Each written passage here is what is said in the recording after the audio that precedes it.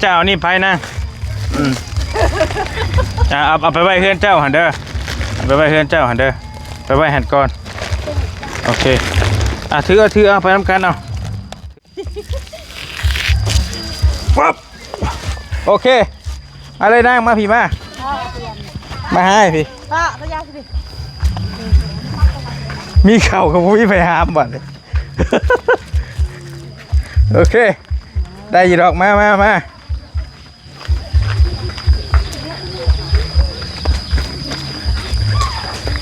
พื่อนเจ้าฮักแท้ๆบัดนี้หลาย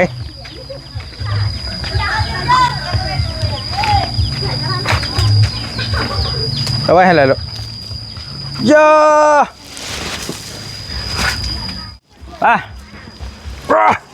เคยแบกอยู่นะสำคัญโอเคจ่อยพอดีเฮ้ยจะหับก่อนขอบใจนะ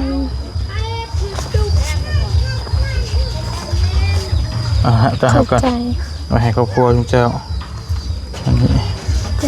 ให้เบิ่งก่อนจีแบงให้มันซ้ำกันนะเลยก็พอดีเลย10,000ขอบบุญขอบคุณเด้อขอบคุณเด้อเมคำผายพร้อมครอบครัวที่ช่วยเหลือน้องนกน้อยกินข้าวกับยังกับน้องมันนี่จำแจวเมเจ้าเพิ่นเสียชีวิตแล้วบ่แม่เพิ่นเป็นหยังเสียเพิ่นป่วยเจ้าจื้ออยู่บ่บ่จื้อปานใดแสดงว่าเจ้าก็ยังเด้อพี่น้องกับทักทายสบายดีกันตอนแรงๆเนาะพี่น้องบัดทุกคนเด้อพี่น้องเด้อทักทายสบายดีกันอยู่ถนนหนทางแห่งหนึ่งบอลลี่กำลังสี่เดินทางเอาข้าวพี่น้องข้าว100 กิโลแล้วก็ข้าวต้มขนมเป็นไข่เป็นมีไว้นี่แนวอย่างน่ากินฮะเลยเอาไปให้ทาง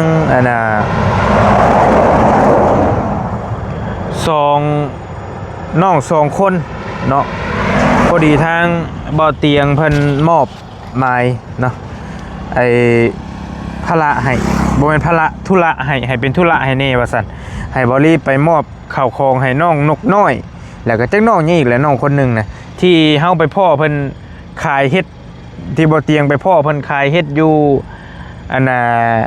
อยู่หิมทางมื้อนั้นเฮาก็ตามไปเบิ่งเฮือนเพิ่นน่ะนะแล้ววันนี้ล่ะมีผู้ใหญ่ใจดีทั้งช่องบ่อเตียงเพิ่นฝากเงินมาแหละบ่อเตียงกลับไปบ้านแล้วบ่อเตียงก็เลยฝากให้บอลี่เอาไปให้น้องเพิ่นแน่ว่าซั่นเพิ่นฝากเงินมา$100บอลี่ก็ซื้อข้าว100 โลแล้วก็ไข่ก็ต้มขนมแล้วก็ยังเหลือเงินแน่เดี๋ยวสิไปแบ่งให้น้องเพิ่นน้องพี่น้องเนาะไปเดี๋ยวไปเบิ่งน้ำกันบ่ฮู้ว่าน้องเพิ่นอยู่เฮือนหรือบ่ก็น่าสิอยู่แหละเพราะว่าตอนแรงๆแล้วน้องพี่น้องเนาะไปเบิ่งน้ำกันก่อนน้องนกน้อยน้องจักน้องอีกผู้นึงนะมาฮอดเฮือนอีหลาเพิ่นแล้วพี่น้องสบายดีลูกเจ้านี่แหละมื้อน่ะเนาะไอ้ลืม เจ้านี่ล่ะว่าไอ้คุยนำมื้อน่ะบ่อยากจื้อเจ้านกน้อยบ่บ่อยากจื้อปานใดผู้นี้หมู่ไปนำกันบ่หรือน้องหลานผู้ใดว่าไปนำกันมื้อน่ะผู้นี้ล่ะวะโอเคผู้นี้ชื่อหยังก่อนผู้นี้ลูกแอนนกแอนนกน้อยกับนกแอนบ่สิงามบ่ได้พากันไปขายว่าซั่นมื้อนี้ลูกบ่ได้พากันขายเครื่องบ่มื้อนี้เฮาไปซอยเอื้อยเฮาเอื้อยเจ้าเฮ็ดหยังลูกเอื้อยเคยซักให้ปลูกข้าวแม่น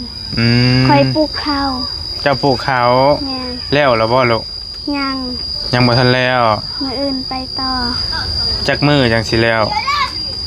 ยัง 2-3 มื้อยัง 2-3 มื้ออยู่ทางใดให้เจ้าลูกผู้นี้หันน้องนกน้อยผู้นี้หันนางแอนไปน้องแต่เอาเป็นนกแอนซะจะงามเพิ่นย่างไปขายเฮ็ดน้ำกันมื้อนั้นแหละบ่เตียงไปพ่อแล้วก็บอลี่ตามไปแล้วไปเห็นก็เลยไปจับกล้องให้บ่เตียงแล้วก็เลยพากันตามมาเบิ่งอยู่เพื่อนนะมาเห็นก็คือนั่นนี่แหละสภาพเพื่อนอีหลาเพิ่นก็แบบว่าบ่ได้เป็นแต่เอานะมุนบ่ล่ะพี่น้องเอ้ยแล้วบัดนี้แหละผู้นี้หันคือว่าพ่อแม่พ่อจะไปใช้แล้ว ฮะ เป็นรับจ้าง พ่อไปรับจ้างมาได้เมย์ได้ แม่เสียแล้ว เมตายบ่โลกกำพร้าเมย์นะบัดนี้เพื่อนอีหลาตัวใดก็ลูกเพื่อนอีหลาฮะตัวหลังหันบ่ตัวทั้งหลังหันบ่อันบัดนี้แหละพ่ออีหลาบ่ได้เอาเมียใหม่บ่ลูก บ่ เพิ่นไปรับจ้างเพิ่นเฮ็ดหยังลูก สักให้สักให้สักให้สักให้อยู่บ้านดง ไปซักให้อยู่บ้านดงเพิ่นจ้างบ่หรือว่าจะใด จ้าง เพิ่นจ้างซักให้มื้อแลงเรามาบ่ลูก มา มื้อแลงมาเมย์อีหลาตายแต่โดนแล้วบ่เมย์เพิ่นเราตายแต่โดนแล้วบ่ แต่โดนเรายัง3 ปี เรื่อง3 ปี ตอนนี้จักปีแล้วลูก 10 ปีแล้ว 10 ปีแล้ว1 2 3 4 5 6 7 ปีแล้วได้ซั่นนะพี่น้องไอ้เนาะแหละอันพ่อเจ้าบ่ได้เอาเมียใหม่ติเพิ่นเฒ่าแล้วบ่เพิ่นคือบ่เอาเมียใหม่ วันที่เท่าแต่ว่าเรายังเอาเรายังลูกคนเดียว ยังลูกคนเดียวแล้วมีลูกผู้เดียวนี่บ่อัน 3 มี3 คนพี่น้องขอความสงบหน่อย เล็กน้อยลายพี่น้อยวันนี้แหละจะมีน้องบ่ลูกมีเอื้อยมีอ้าย มีคนหนึ่ง เอื้อยผู้หนึงอ้ายผู้หนึงเพิ่นอยู่ไสเอื้อยอ้ายเจ้าตอนนี้ผู้น่าผู้เฮ็ดพื้นนะเอื้อยเจ้าน่ะเพิ่นเอาผัวแล้ว ยังอ้ายเอาเมียแล้ว อายกำลังสิแต่ง อ้ายกำลังสิแต่งเอาเมียแล้วเพิ่นได้เมียบ้านใดลูก บ้านแกงไข่ บ้านแกงไข่ทั้งลุมพุ่นทั้งลุมพุ่นโอเคแจ็คอยู่แกงไข่เนาะบ้านแกงไข่โอเคปืนนี่ล่ะไปให้บ่ โดย ไปซักเข่าไปปลูกเข่าคือเก่าพี่ลูกประมาณ 2-3 มื้อแล้วเนาะแล้วเลยสิไปเฮ็ดหยังบัดนี้ ไปหาหน่อไม้ หาหน่อไม้ขายคือเก่าอีล่ะพากันกินข้าวกับหยังมื้อนี้ ไปกินข้าวกับแกงหน่อไม้ แกงหน่อไม้ยังมีหน่อไม้อยู่ไปหาหน่อไม้เหรอ เมื่อแต่ปลูกข้าวหาหน่อไม้ ออกมาจะปลูกข้าวหาหน่อไม้มากินอีกบัดนี้ โดย พี่น้องพานะว่าไปเบิ่งเฮือนเจ้าเนี่ยปะยังบ่ทันเห็นเฮือนเจ้ามื้อนั้นเห็นแล้วเฮือนอีหล่าเพิ่นบอลี่ถ่ายลงไปแล้วแต่ว่าถ่ายลงในช่องบอลี่สะพานบุญหั่นโตที่มันถึกปิดนะพี่น้องเนาะแต่ช่องนี้บ่ทันเคยถ่ายจักเทื่อไปนํกันให้แล้วปะไปย่างไปนํกันกับอ้ายปะ นั่งจะปะ ตัวได้เฮือนอีหล่ามาเบิ่งก่อน มึงไปยัง ย่างมานํกันปะจะได้เฮือนซานเจ้ายังบ่ทันได้มาถ่ายจักเทื่อนี่เนาะอายุทั้งหลังพี่บอกโอ้อยู่ในพี่นี่อ้ายบ่บ่แม่นแล้ว สวัสดี มายามเพื่อนใครอยู่เพื่อนลูก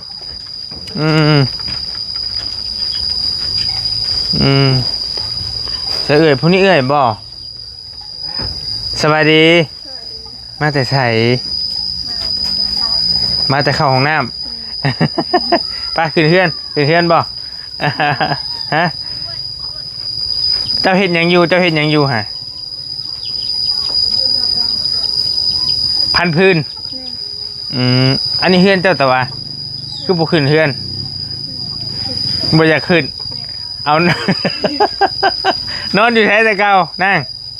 แต่เก่ามันเป็นนอนเฮือนหมู่ ไปนอนเฮือนหมู่กูมื้อนี้นอนอยู่ไสยังนอนเฮือนหมู่อยู่เอาคือบ่นอนน้ำน้องเอาไอ้งงเลยบัดนี้ขึ้นหน้าบ้านไม้ดีกว่าอายบ่เอ้ยสิอายให้หยังไปขึ้นไปก่อนไปเช็ดหน้าก่อนก็ได้สิอายให้หยังเช็ดหน้าก่อนไอ้มีแนวมาให้จังหน่อยจังสิไปให้กันพากันไปเอาอยู่ในรถพุทธโอ้คือมืดจังหน่อยเนาะจะม่วนอู้คนนี้อ้ายนี่ก็ได้ ม้วนขึ้นยังไงพับขอดกันก็ได้เป็นเฮ็ดได้ไดทำเป็นไหม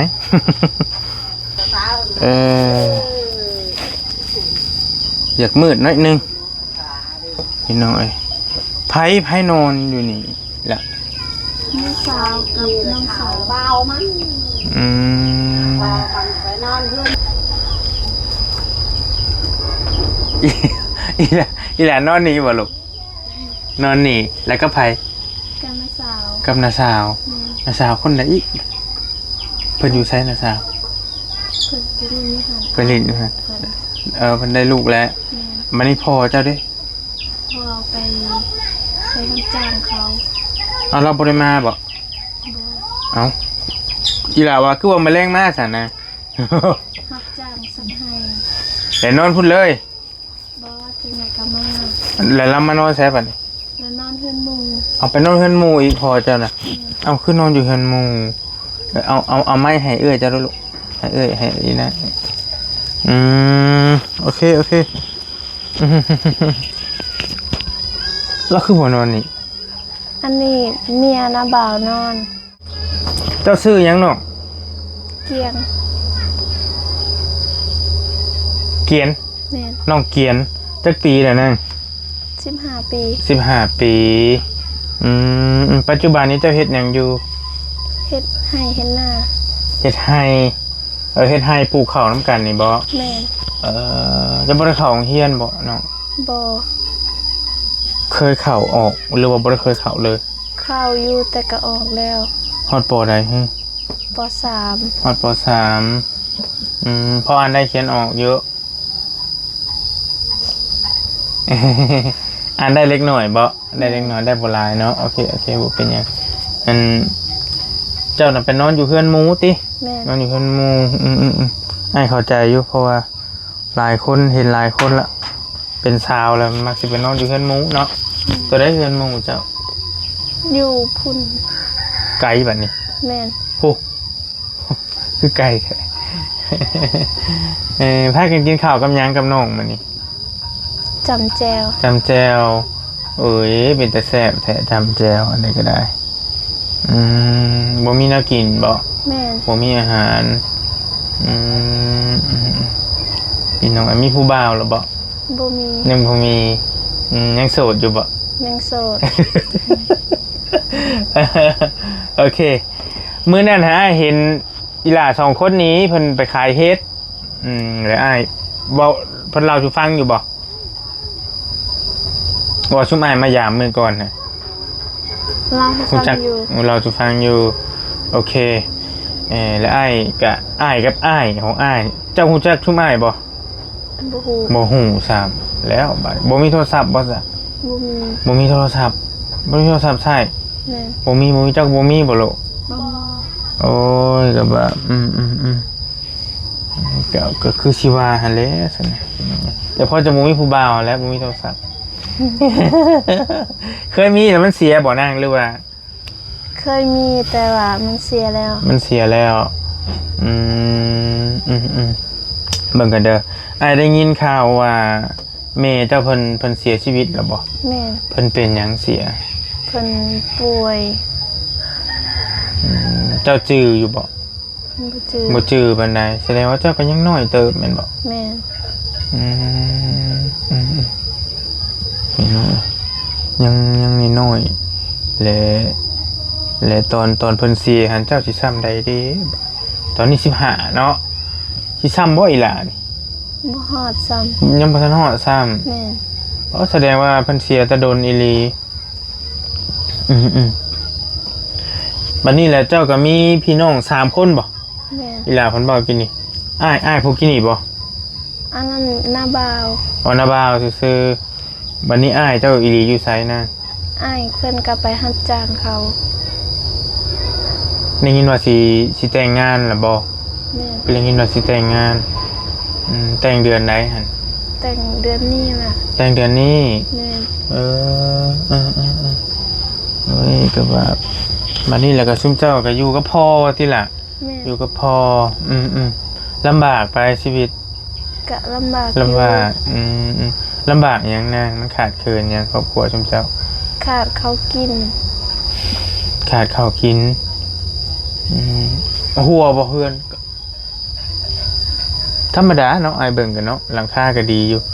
แต่ว่าเปียกไอเบิ่งคันฝนตกแห้งมันสิสาดเนาะ แม่น เพราะว่ามันเป็นสากระจัดแต่หลังคาดีอยู่ธรรมดาอยู่แต่ก็เฮือนบ่ได้ใหญ่ดอกเฮือนเราก็หอมๆอยู่นี่แหละพี่น้องเป็นดินเจ้าเอง ดินของคุณเจ้าเองบ่ แม่น อืมจักมือสิแล้วปลูกข้าวเจ้า 1-2-3 มื้อ 2-3 มื้อก็แล้วเฮ็ดให้ แม่น มีนาพร้อมบ่ หน้าบ่มี นาบ่มีเป็นหยังจังออกเฮียนตอนนั้น เอาเพียงแน่เพราะว่าบ่มีไผซอยเวียกพอ ก็แบบแต่ก็เพราะอ่านได้เขียนได้เล็กหน่อยเนาะ แม่น เขียนอยู่ไสล่ะ เฮียนอยู่โรงเรียนปฐมสมบูรณ์ บ้านนี้ แม่น แกงแปรนี้ แม่น เพื่อนหมู่เจ้าอยู่จะคนอยู่เพื่อนหมู่ฮะ หลายคนอยู่ บรรดาผู้สาว ผู้สาวนั้นอยู่หันมันมี3 คน ซัมโบเพื่อนเจ้าอยู่นี่ ใหญ่กว่านี้ ใหญ่กว่านี้อีก แม่น เป็นหมู่หรือพี่น้อง เป็นหมู่กัน เป็นหมู่กันให้ก็เห็นหลายคนมาเขาเจ้าคือไปนอนอยู่เพื่อนหมู่เพื่อนพวกบัดนี้พ่อแม่เขาเจ้าบ่ได้ว่าติ บ่ หลายคนก็ไปอยู่ไปโฮมกัน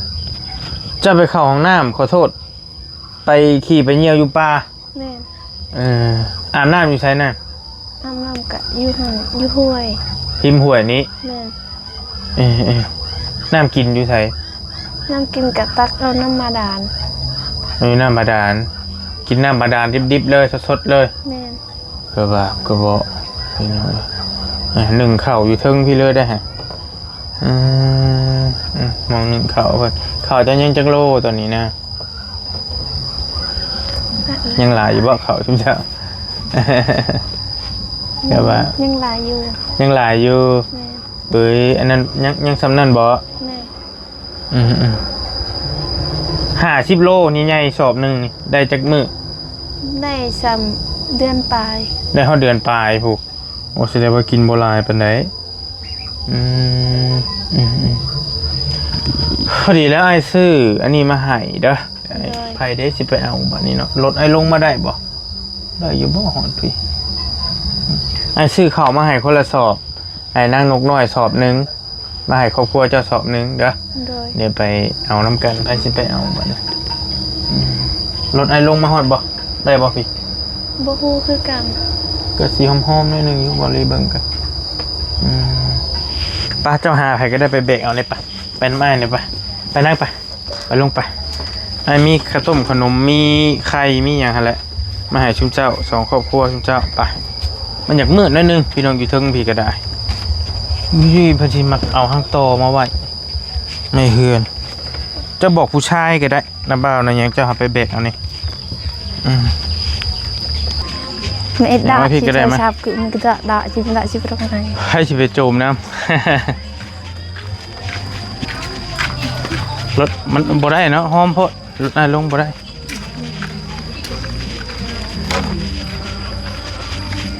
จ่ายมนต์แคนสัมปัตโอเคจะเปิดดูเปิดเป็นบ่ เปิดบ่เป็น เปิดเป็นวะนะเป็นอยี่แล้วอีกแล้วเดี๋ยวนี่ยังไงฮึบคือยิ้ม แบกบ่ไหว แบกบ่ไหวไผสิมาแบกนำบัดนี้เอาไผมีผู้ชาย แต่อาณา น้าบ่าวเจ้ากินนี่อยู่ใช่น้าบ่าวเจ้ากินนี่ บ่ หาผู้ชายมาดู แต่อาณาบ่ดอกนี่แก เมย์เจ้าอยู่ใช่นั่ง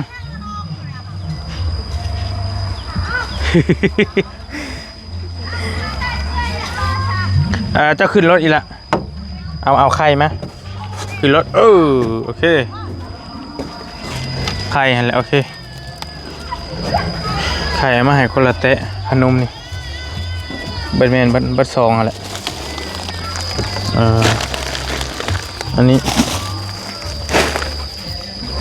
คนละถุงโอเคเขาอยากเข้าก่อน ปิ๊บ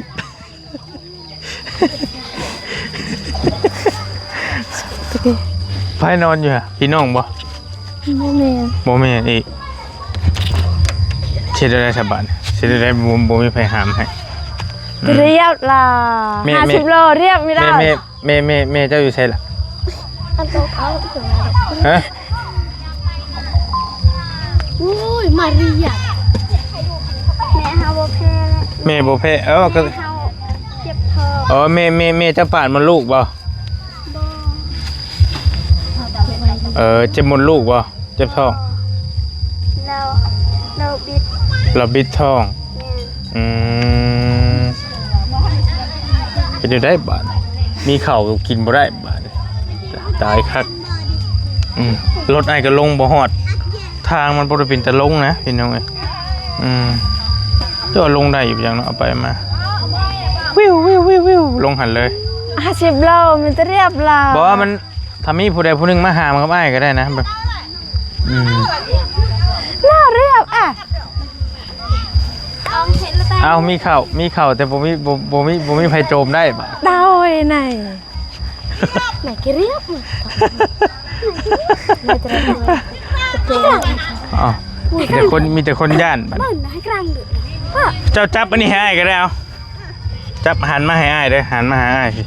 อันนี้เจ้านี่ไผนะเอาไปไว้เฮือนเจ้าหั่นเด้อไปไว้เฮือนเจ้าหั่นเด้อไปไว้หั่นก่อนโอเคถือเอาไปทำกันเอาถือเอาเรามันเตกเด้อถือเอาจะชิมายกบ่โอ้เจ็บหมดลูกเลยฮะบ่แพ้กันห้ามได้บ่เอ้ยฮะจังว่ามันบ่มีไผยกให้ได้บ่เจ้าเจ็บท้อง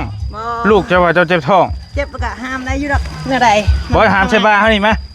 มาเลยปั๊บโอเคอะไรนั่งมาพี่มา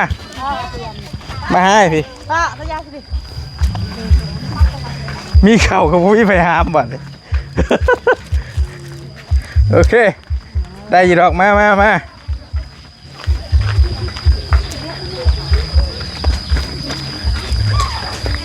ื่อนเจ้าฮักแท้ๆบัดนี่ล่ะ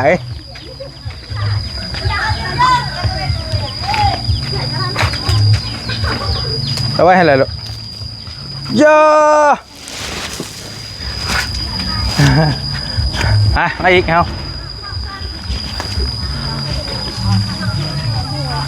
อันยกให้เฮาใช่เอามันบ่ย่าน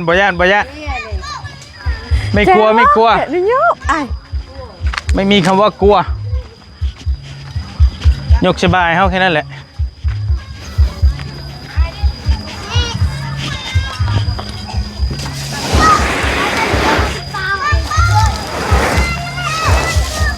เลยดึงส่งขึ้นก่อนส่งกันอย่างนี้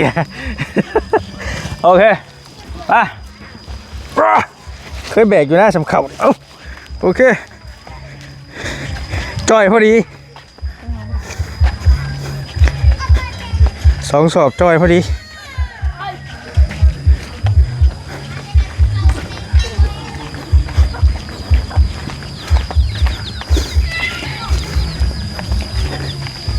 มาพี่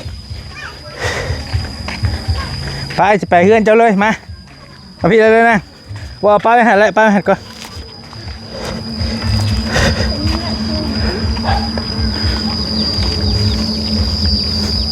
โอ้ยเพย์แบกให้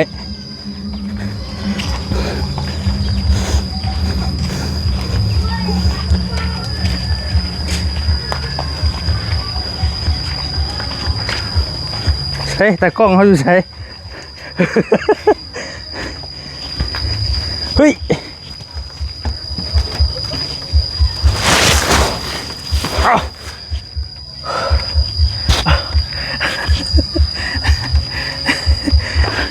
ไปเมื่อย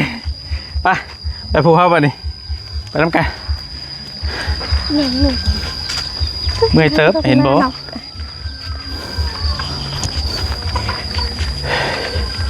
มีแต่ผู้ยิ่งไผก็ได้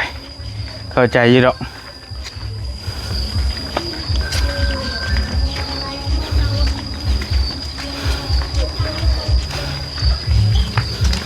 เอาขึ้นหน้ามือตาลายแทบบัดอันนั่งลงนั่งเฮี้ยงกันแหละชุบเจ้าโอเคนั่งลงลูกเมื่อยได้เดือนปลายเนาะนะครับเนาะโอเคอีหลาได้จังมือลูกข้าวเจ้าได้เดือนปลายคือกันพ่อจะมาแล้วพ่อเคยยังไม่ทันมา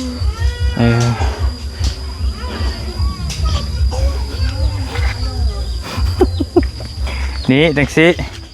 อันนี้ให้เจ้าถุงนึงเด้ออีหลาถุงนึงเลยอันนี้ถุงนึงเด้อโอเคอันนี้ให้เจ้าครอบครัวเจ้าเด้อกับน้องยังก็น้องนกแอนโอเคนางนกแอนไข่ข้าวหลานบัดนี้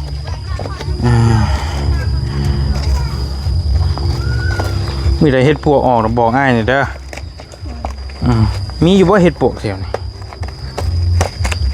จักอยู่บ่เห็ดปวกล่ะฮะผู้จักอยู่เฮ็ดหยังบ้านชุมเจ้าเอิดเจี๊ยจูดอันนี้ให้เจ้ากับเข่าบริเบกไปให้แล้วอันนี้ให้เจ้าด้วยนางเด้อนี่เด้อให้นางนกน้อยตัวนี้นกน้อยอุไรพรยกขนมมามีไว้แต่นี้มันบ่มีเป็นแก๊สที่จะไอ้ห่อนแห้งไปก่อน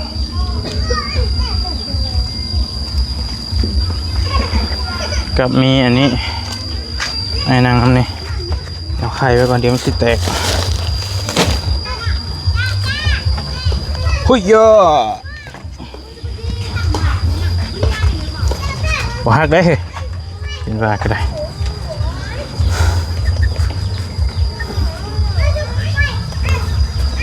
กับมันเหลือเงินอยู่เบิ่งก่อน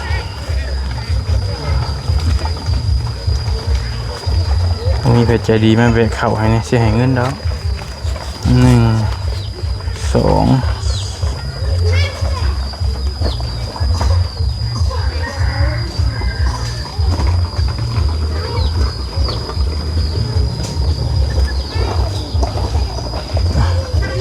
จะหับก่อนขอบใจ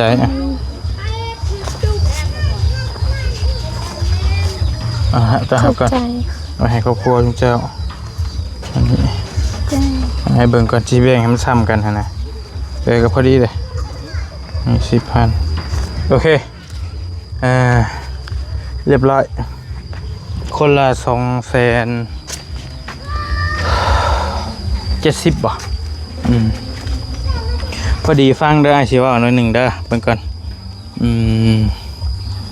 บอกเลยคือยังเป็นสารวินอยู่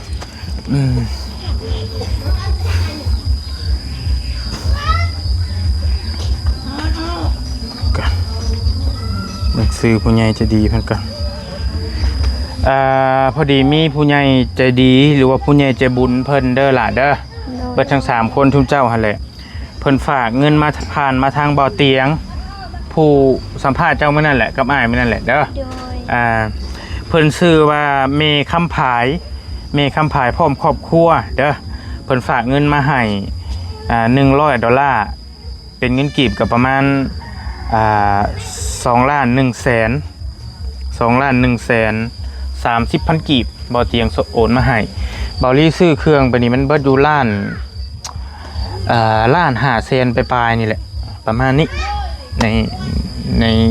จำนวนนี้แต่มันเหลือเงินแหละบ่ลี่ก็แบ่งมาให้น้องๆเพิ่นไปเก็บไว้กำพี่น้องเอาไว้ใช้ไว้จ่ายนั่นแล้วมีแต่ให้เจ้าเด้อเบิ่งว่าเป็นอยู่บ่ล่ะปอดตามไม่ก็ได้สิพาว่าวเด้อ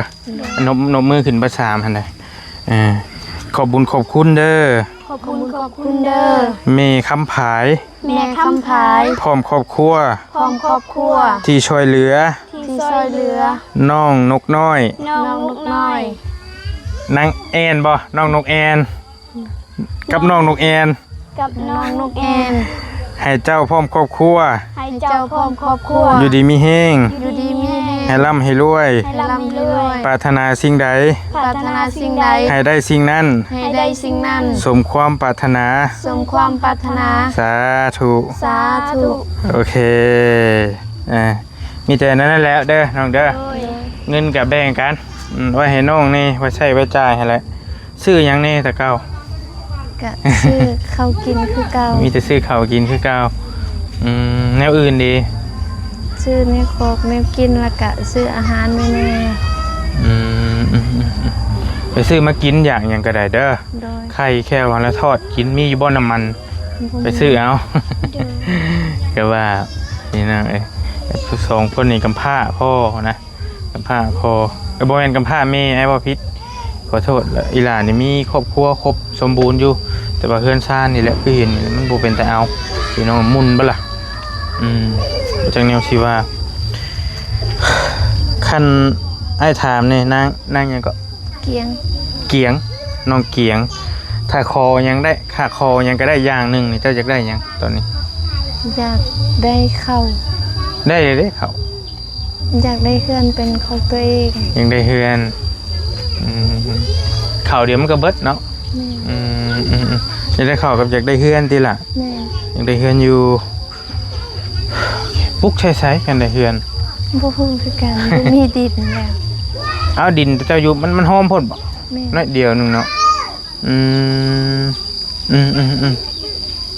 ดินมีสำนันบ่ดินเจ้าน่ะนะ แม่นมีสำนัน ข้าวให้อีหล่าได้จักสอบแต่ละมื้อลูก แต่ละเดือนก็ได้ประมาณ5ซอง แต่ประมาณ5สอบ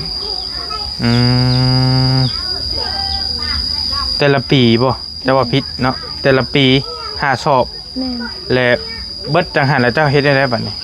ไปหาเฮ็ดเวียกรับจ้างเขาได้เงินมากก็ซื้อเข้า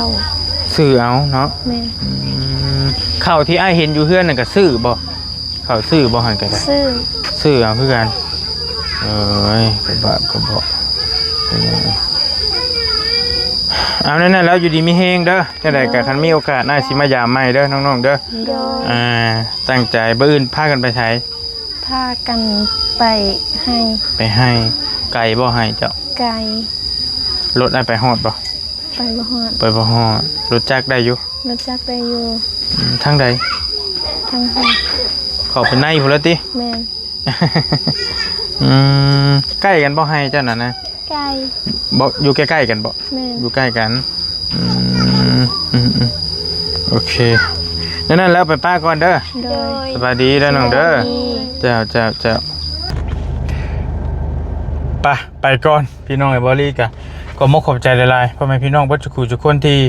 เขามาให้กำลังใจและก็ติดตามจนจบนะพี่น้องเนาะทั้งนี้ทั้งนั้นก็ต้องขอมกขอบใจขอบคุณขอบคุณในหลายทางครอบครัว